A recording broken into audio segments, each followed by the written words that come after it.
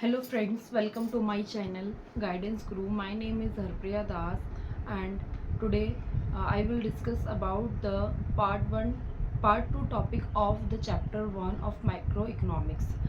Part 1 जो था मैंने ऑलरेडी आपसे डिस्कस कर लिया था। जो आपका थ्योरेटिकल पार्ट है वो मेरी पहली वीडियो में मैं आपसे डिस्कस कर चुकी थी। नाउ अब पार्ट सेकंड है जिसमें आपका अपॉर्चुनिटी कॉस्ट और पीपीसी कर्व के बारे में मैं डिस्कस करूँगी। तो चलिए स्टार्ट करते हैं।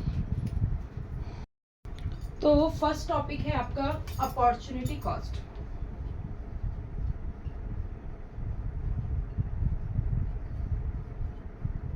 जैसे कि आप सभी देख रहे हैं, अपॉर्चुनिटी कॉस्ट मींस अपॉर्चुनिटी मतलब जब हमें कोई भी अपॉर्चुनिटी मिलती है, कोई भी चांस मिलता है, एंड कॉस्ट मतलब उसकी वजह हम उसके लिए हम जो भी कॉस्ट पे कर रहे हैं। तो अपॉर्चुनिटी के केस में हमें कैसे कोई कॉस्ट पे करनी पड़ सकती है। फॉर सपोज आपके पास कोई दो अपॉर्चुनिटी, आपको एक जगह से जॉब का ऑफर आया है, एक जगह आपको 20,000 पे कर रहे हैं और एक जगह आपको 30,000 पे कर रहे हैं। तो आपने कौन सी जो बेस्ट अपॉर्चुनिटी है जिसको आपने चूज किया, आप इस वाली अपॉर्चुनिटी को चूज करेंगे। ठीक है, तो इस वाली अपॉर्चुनिटी को चूज करने के लिए आपकी अपॉर्चुनिटी कॉस्ट क्या पड़ी, 20K। 20,000 आपकी क्या पड़ी, opportunity cost. For suppose in some case आप इसको चूज करते हो, आप 20,000 वाली जॉब को प्रेफरेंस देते हो, तो उस केस में क्या होता है बेटा कि आपने 20,000 की जॉब को करने के लिए आपने इसका सेक्रीफाइस किया, इसका क्या किया, सेक्रीफाइस किया।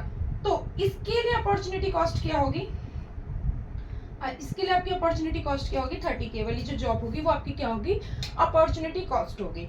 तो अपॉर्चुनिटी कॉस्ट क्या होती है बेटा, जब हमारे पास कोई भी दो ऑप्शंस होते हैं, हम उस ऑप्शन में से किसी एक ऑप्शन को, किसी एक बेटर ऑप्शन को हम क्या करते हैं, चूज करते हैं, तो वो हमारी क्या होती है, अपॉर्चुनिटी कॉस्ट होती है। इसका मीनिंग लिख लेते हैं।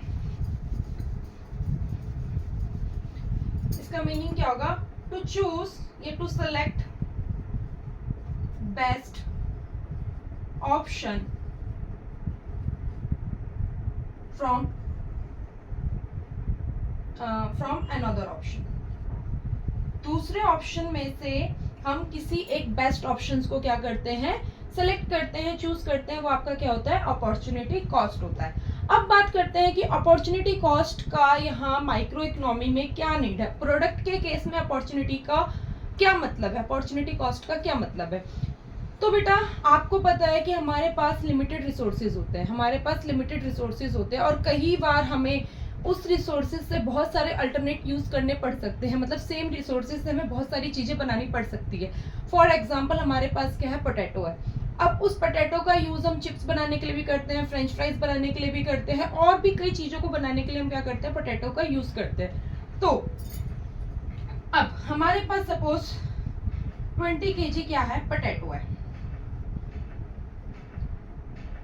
ठीक है, 20 kg हमारे पास क्या है, पोटैटो।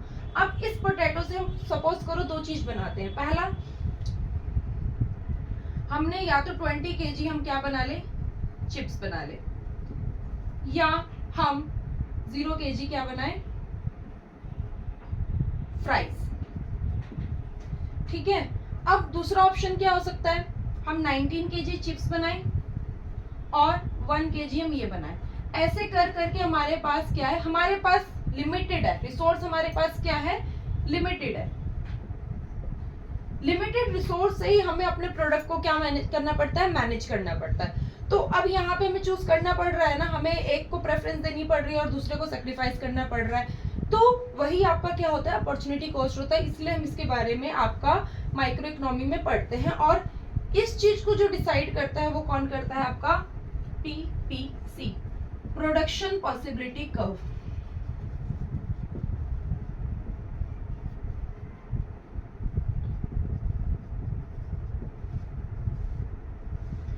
अब ये प्रोडक्शन पॉसिबिलिटी कर्व क्या होता है, अब बात करते हैं हम प्रोडक्शन पॉसिबिलिटी कर्व की, पीपीसी कर्व की, प्रोडक्शन पॉसिबिलिटी कर्व। जैसा कि आप नाम से ही जान पा रहे हैं, प्रोडक्शन मतलब जो भी हम प्रोडक्शन कर रहे हैं, कुछ भी गुड्स हम प्रोड्यूस कर रहे हैं, उसकी क्या पॉसिबिलिटी हो सकती है, किसी भी गुड्स को बनाने की क्या पॉसिबिलिटी हो सकती है, उसको रिप्रेजेंट करने वाला कर्व। कर्व क्या करता है बेटा, बेसिकली वो रिप्रेजेंट करता है। तो ये क्या है, ग्राफिकल रिप्रेजेंटेशन है, it's a graphical representation of two goods. किन्हीं दो गुड्स की, सिर्फ दो गुड्स की ग्राफिकल रिप्रेजेंटेशन है of two goods from the given resources, from the given resources and technology। ये क्या है बेटा, एक ग्राफिकल रिप्रेजेंटेशन है, ग्राफिकली रिप्रेजेंट करता है पॉसिबिलिटी ऑफ टू गुड्स की, कि हम कैसे दो गुड्स को प्रोड्यूस कर सकते हैं, कितनी क्वांटिटी में दो गुड्स को हम प्रोड्यूस कर सकते हैं, उसको रिप्रेजेंट करता है। जो भी रिसोर्सेज हमारे पास, जो भी टेक्नोलॉजी हमारे पास क्या होती है, अवेलेबल होती है, ठीक है। अब इसकी कुछ अजम्पशंस है।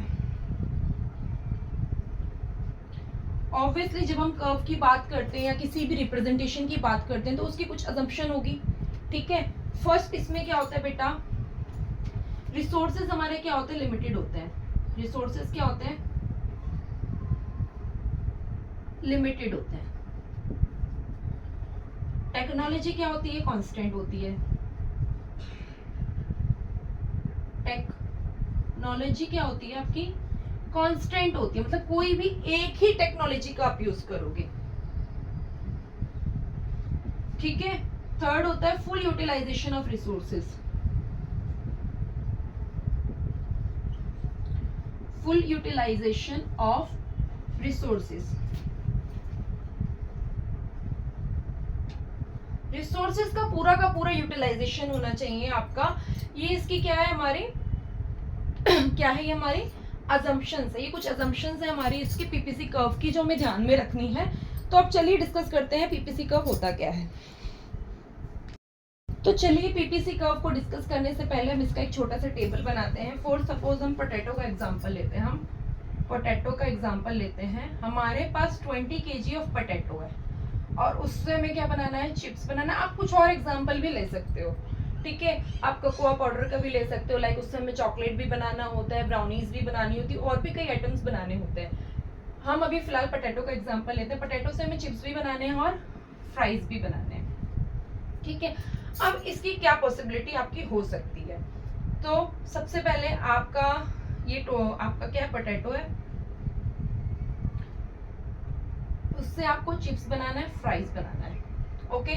तो सबसे पहले 20 kg ऑफ पोटैटो से आप पूरा का पूरा 20 kg क्या बना लो, चिप्स बना लो, और ये आप क्या बनाओगे, 0 बनाओगे।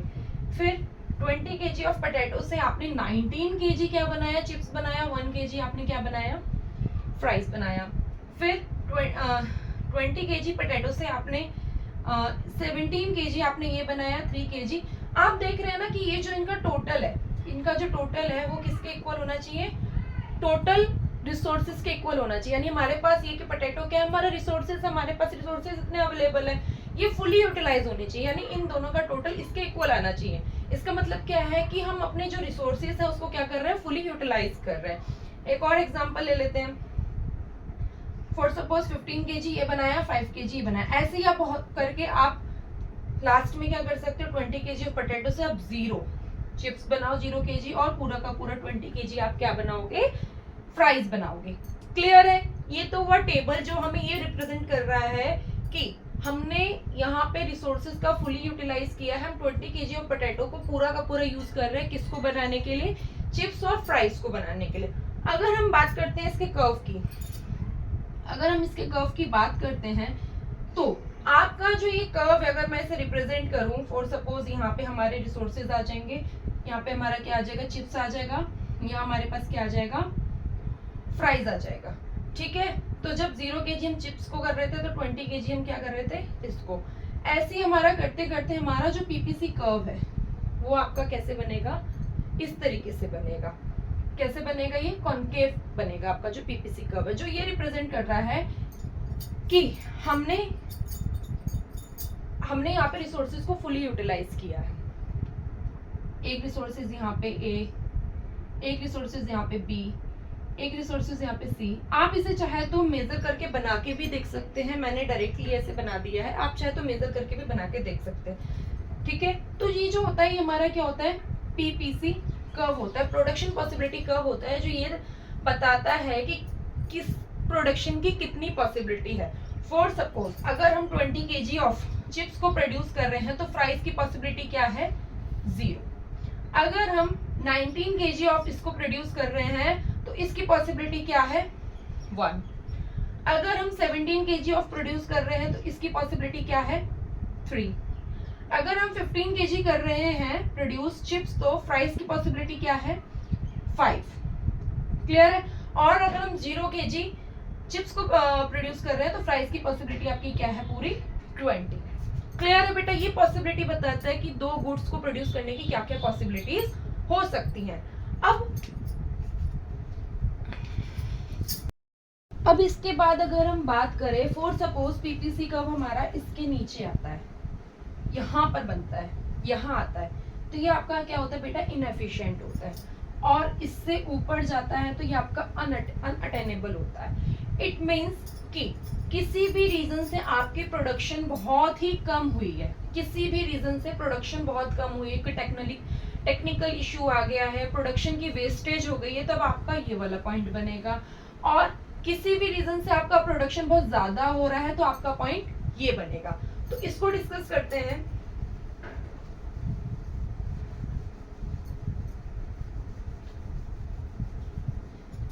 पॉइंट ई जो ये डिनोट करता है inefficient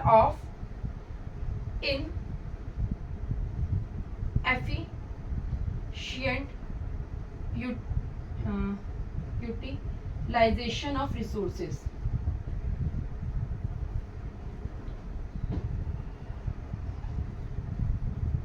inefficient utilization of resources due to some wastage, किसी वेस्टेज की वजह से, टेक्निकल इशू की वजह से, अगर प्रोडक्शन हमारा क्या हो रहा है, प्रोडक्शन क्या हो रहा है, लो हो रहा है, प्रोडक्शन क्या हो रहा है, लो हो रहा है, कम हो रहा है, तो उससे हम क्या बोलेंगे, उसे हम बोलेंगे point E, inefficient utilization of resources. इसका मतलब हमारी जो भी रिसोर्सेज है उसका हम प्रॉपर यूटिलाइजेशन नहीं कर रहे हैं। अब एफ, पॉइंट एफ क्या कहता है, over production of, over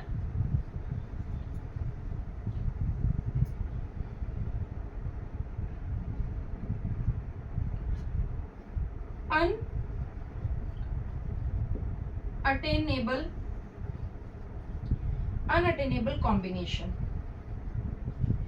unattainable combination मतलब ये कभी भी पॉसिबल नहीं है, इट्स इम्पॉसिबल। अब ये इम्पॉसिबल कैसे है बेटा, अभी मैंने आपको क्या बताया था कि हमारे पास जो रिसोर्सेज है वो बहुत लिमिटेड होते हैं, हम उसी लिमिटेड रिसोर्सेज का यूज करके हम अपना क्या करते हैं, प्रोडक्शन करते हैं। अब आप बताओ, जब हमारे पास रिसोर्सेज लिमिटेड हैं तो क्या हम प्रोडक्शन को ज्यादा कर सकते हैं? इस पॉइंट पे हमारा जो प्रोडक्शन है वो क्या होता है, ज्यादा होता है। क्या होता है, ये बहुत ज्यादा होता है, ये हाई होता है। तो जब हमारे पास रिसोर्सेज लिमिटेड है, लिमिटेड रिसोर्सेज है, तो लिमिटेड रिसोर्सेज में पॉइंट एफ कैसे पॉसिबल है, पॉसिबल तो है ही नहीं। तो ये वाला पॉइंट हमारा क्या है कि अगर पीपीसी इस पे आता है किसी भी रीजन से तो वो आपका क्या होता है बेटा, पॉइंट एफ होता है, जो कि अनअटेनेबल कॉम्बिनेशन है, ये बहुत मुश्किल से बनता है या बनता ही नहीं है। और पॉइंट ई आपका क्या है, इनएफिशिएंट यूटिलाइजेशन ऑफ रिसोर्सेज। अगर किसी केस में आपका कोई वेस्टेज हो गया है या टेक्निकल इशू हो गया है तो उस केस में हमारा प्रोडक्शन क्या होता है, कम होता है, उस केस में प्रोडक्शन हमारा क्या होता है, कम होता है, जिसे हम क्या बोलते हैं, इनएफिशिएंट यूटिलाइजेशन ऑफ रिसोर्सेज। अब इसके बाद अगर हम बात करते हैं optimum utilization of resources.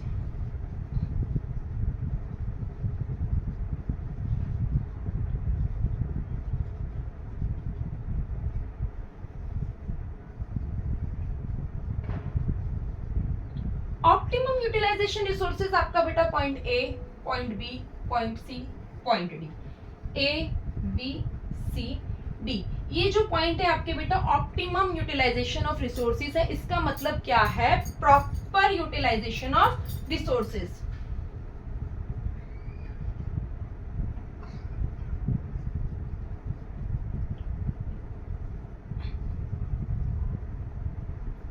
Resources का आप क्या कर रहे हो? प्रॉपरली यूटिलाइज कर रहे हो। तो आई होप आपको ये बहुत अच्छे से समझ आया हो कि पीपीसी कर्व कैसे बनता है, जो क्या डिनोट करता है, और इसमें ये जो 3 पॉइंट होते हैं वो आपको क्या क्या बताते हैं। तो चलिए अब नेक्स्ट टॉपिक इसका डिस्कस करते हैं। ये हमारा टेबल जो मैंने आपको बना दिया है। अब इसमें फर्स्ट टॉपिक है आपका एमओसी। एमओसी मतलब मार्जिनल अपॉर्चुनिटी कॉस्ट। अब मार्जिनल अपॉर्चुनिटी कॉस्ट आपका क्या होता है बेटा? टू इंक्रीज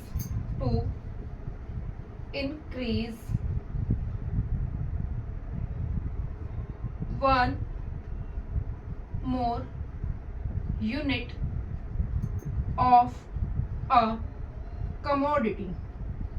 किसी भी एक कमोडिटी की एक यूनिट को इंक्रीज करने के लिए how much unit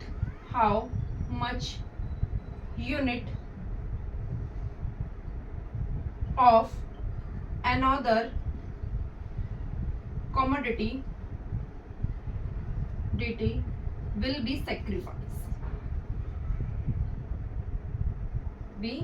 sacrificed. It means आपने यहाँ पर चिप्स फ्राइज की एक यूनिट को बनाने के लिए चिप्स की कितनी यूनिट को आपने क्या किया? सेक्रीफाइस किया। वो आपका क्या होता है? मार्जिनल अपॉर्चुनिटी कॉस्ट की आपने कितना सेक्रीफाइस किया है।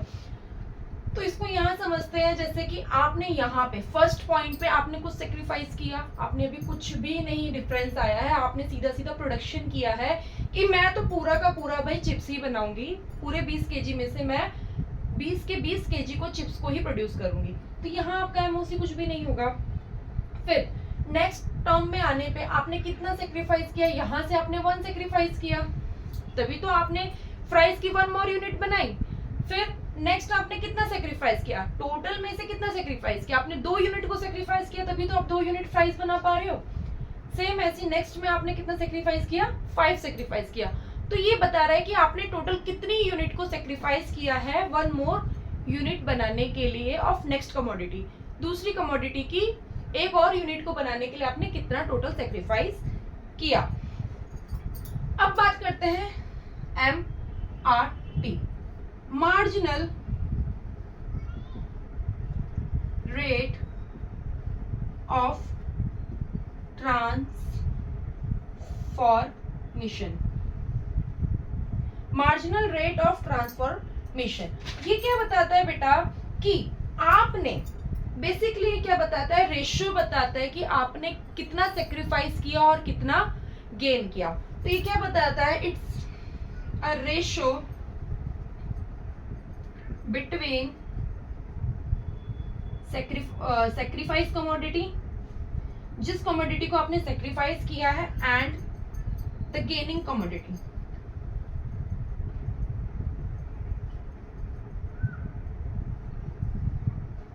कि कितनी यूनिट आपने सेक्रीफाइस किया है और कितनी यूनिट आपने गेन करी है। मतलब एक कमोडिटी की कितनी यूनिट को आपने सेक्रीफाइस किया है और एक यूनिट की कितनी कमोडिटी को आपने गेन किया है। ये बेसिकली उसका क्या बताता है?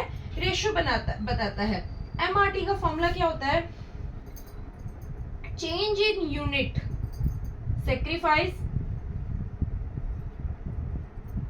सेक्रीफाइस्ड एंड अपॉन में चेंज इन यूनिट गेन। कितनी यूनिट जो आपने गेन करी है उसमें जो सेक्रीफाइस किया उसकी यूनिट और जो गेन किया है उसकी यूनिट। तो सेम यहाँ पे आते हैं, समझते हैं। फर्स्ट केस में आपने ना तो कुछ भी सेक्रीफाइस किया है, ना ही आपने कुछ गेन किया है। सेकंड में यहाँ पे आपने कितना सेक्रीफाइस किया? आपने यहाँ पे 1 सेक्रीफाइस किया है और आपने यहाँ पे 1 गेन किया है। सेकंड केस में आपने कितना सेक्रीफाइस किया है? 2 सेक्रीफाइस किया, बट कितनी यूनिट बनी है? नेक्स्ट में कितनी यूनिट गेन किया है? 2 नहीं, 1 यूनिट को आपने गेन किया है। एक और यूनिट बनाई है ना आपने उसकी। फिर नेक्स्ट केस में आपने 5 सेक्रीफाइस किया है टू गेन करने के लिए 1 मोर यूनिट को। तो जितनी यूनिट आप बढ़ाते जा रहे हो, हर बार आप जितनी यूनिट बढ़ाते जा रहे हो वो आपका यहाँ आएगा, और टोटल जितनी यूनिट आप सेक्रीफाइस करते जा रहे हो वो आपका क्या आएगा, यहाँ पर आएगा, क्योंकि वो आपका टोटल में से देखा जाएगा। आई होप आपको ये समझ में आया हो। आओ नेक्स्ट टॉपिक पे चलते हैं। अब नेक्स्ट टॉपिक है हमारा shift of PPC. Shift of PPC, आपका जो पीपीसी है वो किन किन केसेस में आपका शिफ्ट करता है। ये हमारा पीपीसी कर्व है, ठीक है। अगर ये ऊपर को शिफ्ट होता है, राइटवर्ड शिफ्ट होता है, या ये लेफ्टवर्ड शिफ्ट होता है, ठीक है। तो फर्स्ट हम डिस्कस करते हैं rightward shift of PPC. PPC curve जो है वो आपका राइटवर्ड कैसे शिफ्ट करता है। इन सम केसेस आपकी टेक्नोलॉजी भी बढ़ गई, टेक्नोलॉजी में कुछ इंक्रीज हो गया, या आपके रिसोर्सेज में आप जहां 20 kg पोटैटो को प्रोड्यूस कर रहे थे वहां आपके पोटैटो की क्वांटिटी बढ़ गई है, कितना 30 kg हो गया है, तो रिसोर्सेज भी इंक्रीज हुए। तो जब ये इंक्रीज होता है तो आपका जो पीपीसी है वो कहां पे मूव करता है, शिफ्ट टू राइटवर्ड।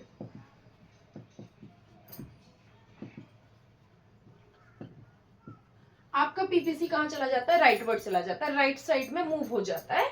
कब, जब आपका क्या हो, टेक्नोलॉजी और रिसोर्सेज दोनों ही बढ़ गए हो, ठीक है। Next leftward. अब नीचे की तरफ कब आएगा, ऑब्वियसली नीचे आप कब जाओगे, जब आपका डिक्रीज हो गया हो। Leftward shift of PPC. अब नीचे की तरफ कब आएगा, जब टेक्नोलॉजी में कोई प्रॉब्लम आ गई, कोई इश्यू आ गया जिसकी वजह से आपका पीपीसी क्या होगा, नीचे की तरफ शिफ्ट हो जाएगा। सेम ऐसे रिसोर्सेज में किसी भी रीजन से जो रिसोर्सेज है वो आपके क्या हो जाते हैं, कम हो जाते हैं, डिक्रीज हो जाते हैं रिसोर्सेज किसी भी रीजन से, तो आपका पीपीसी जो है वो कहां शिफ्ट कर जाएगा, shift to leftward. Shift to leftward, आपका पीपीसी कहां शिफ्ट हो जाएगा, लेफ्टवर्ड को शिफ्ट हो जाएगा। अब बात करते हैं rotation of PPC.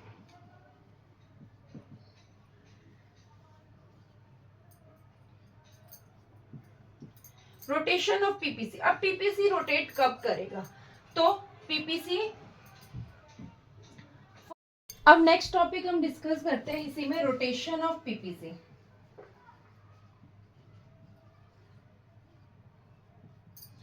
PPC rotate कैसे होती है, ठीक है। तो rotation of PPC, first case इसका है रोटेशन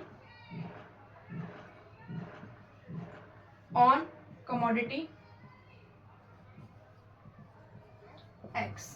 फॉर सपोज आपके पास ये पीपीसी है, ठीक है। अब ये हमारी कमोडिटी वाई है, ये हमारी कमोडिटी एक्स है। वाई तो हमारा जहां था वहीं पर है, वाई का प्रोडक्शन जहां था वहीं पर है, ये हमारा नॉर्मल वाला है। अब वाई का प्रोडक्शन जहां था वहीं है, पर एक्स हमारा बढ़ गया है, एक्स हमारा आगे से शिफ्ट हो गया है, या एक्स हमारा पीछे को शिफ्ट हो गया है, एक्स हमारा राइटवर्ड हो गया है, एक्स हमारा लेफ्टवर्ड हो गया है। तो राइटवर्ड का क्या केस था, जब प्रोडक्शन इंक्रीज हो, तो वहां पे प्रोडक्शन इंक्रीज हो रहा था रिसोर्सेज की इंप्रूवमेंट की वजह से, टेक्नोलॉजी की इंप्रूवमेंट की वजह से, और बोथ गुड्स, दोनों कमोडिटी की हमारी टेक्नोलॉजी में और रिसोर्सेज में इंक्रीज हो रहा था, तो इस वजह से वो दोनों शिफ्ट हो रहे थे कहाँ, राइटवर्ड। पर यहाँ क्या होगा, यहाँ पर क्या होगा, resources and technology increase of commodity x. Commodity x जो है उसका क्या है, हमारा इंक्रीज हो गया है, ठीक है। या ये भी कह लो कि अगर वाई में हमारा कुछ नहीं होता है भाई, रिसोर्स टेक्नोलॉजी कुछ इशू आ जाता है, तो उस केस में हम एक्स की प्रोडक्शन को बढ़ा देते हैं। या किसी केस में एक्स को प्रोडक्शन करने वाली जो टेक्नोलॉजी होती है या रिसोर्सेज होते हैं वो बढ़ जाते हैं, तो उसमें भी हम क्या होता है, हमारा ये राइटवर्ड शिफ्ट हो जाता है, बट वाई हमारा वहां रहता है। अभी लेफ्टवर्ड कब होता है? Resources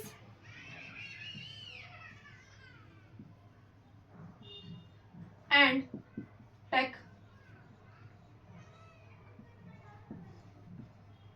technology decrease of commodity x. Commodity x की रिसोर्सेज में या टेक्नोलॉजी में कोई भी डिक्रीजमेंट आता है या कोई भी खराबी आती है या कुछ भी वेस्टेज होता है, तो उस रीजन से हमारा ये जो शिफ्ट कहाँ को हो जाता है, लेफ्टवर्ड शिफ्ट हो जाता है। वाई का वही रहता है, वाई का प्रोडक्शन वही रहता है, बस एक्स का हमारा आगे और पीछे शिफ्ट हो जाता है। आगे कब होता है? जब इंक्रीज होता है, और पीछे कब होता है? जब डिक्रीज होता है। ठीक है, अब सेम केस हम डिस्कस करते हैं रोटेशन ऑन कमोडिटी वाई। अब सेम जो एक्स के साथ हो रहा था वो कहाँ होगा? वाई के साथ होगा। ये वाई है, ये एक्स है। एक्स ये हमारा नॉर्मल है, एक्स वहीं पर है, वाई हमारा लेफ्टवर्ड शिफ्ट हो रहा है और एक्स हमारा वहीं रह रहा है, वाई हमारा राइटवर्ड शिफ्ट हो रहा है। तो राइटवर्ड कब होगा? राइटवर्ड कब होगा? जब टेक्नोलॉजी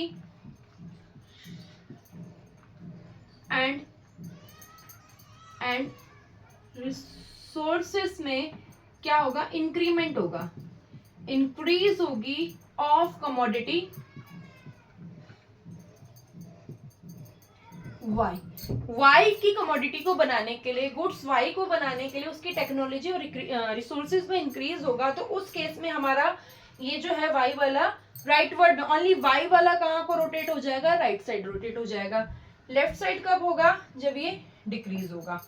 लेफ्ट साइड कब होगा? जब एंड डिक्रीज होंगे ऑफ कमोडिटी वाई की। यानी वाई को बनाने के लिए जो भी हमारी टेक्नोलॉजी और रिसोर्सेज लगते हैं वो हमारे कहाँ को शिफ्ट होंगे? वो हमारे डिक्रीज होंगे, तो वो हमारा लेफ्टवर्ड शिफ्ट हो जाएगा। सो आई होप आपको बहुत अच्छे से समझ आया, जो भी मैंने आपको समझाया हो आपको बहुत अच्छे से समझ आया हो। अगर फिर भी कहीं आपको कुछ डाउट है तो please comment on my comment section. अगर आपको वीडियो पसंद आया हो तो please like and subscribe my channel and also share the video with your friends. Thank you so much.